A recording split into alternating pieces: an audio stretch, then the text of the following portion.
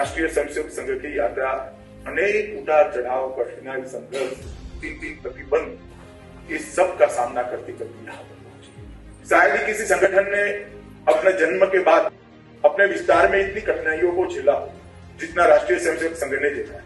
कई बार लगता था कि ये प्रकाश देने वाली ज्योति शायद हमेशा के लिए बुझ तो नहीं जाएगी। ऐसे भी समय संघ के जीवन काल में आए, परंतु और प्रदीप्त होकर ज्योति फिर से एक बार, और आज न केवल भारत के माध्यम से विश्व भर में स्वधर्म और स्वराष्ट्र के लिए किस प्रकार से आत्मसम्मान की जागृति की जा सकती है, इसका एक उत्कृष्ट उदाहरण राष्ट्रीय स्वयंसेवक संघ ने स्थापित किया है। संघ अपने आप में एक अनूठा संगठन।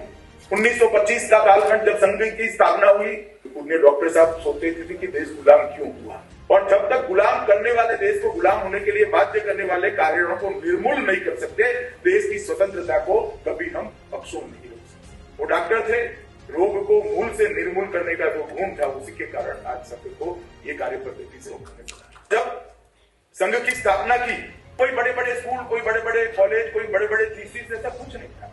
कुछ बच्चे शारीरिक करने के लिए शाखा में इकट्ठा होते थे, शाखा समाप्त होने के बाद उनका बौद्धिक होता था, साल में 2 बार वर्ग होते थे, वर्ग के अंदर उनको कुछ बातों का ज्ञान मिला। इतनी सरल प्रक्रिया में से इतना बड़ा संगठन बना, मगर वो संगठन ने स्व का बोध भी बहुत लोगों को कराया, राष्ट्र का गौरव भी कराया, संस्कृति, परंपरा, भाषा, इस सब का गौरव पुनः जागरूक, पुनः जीवित करने का एक विषम और कठिन काम हंसते हुए अनेक संकट आए, मगर आप देखिए रास्ता वो का वो रहा, वही रास्ते पे आगे बढ़ते हैं, और आज एक विशाल वट हमारे सामने।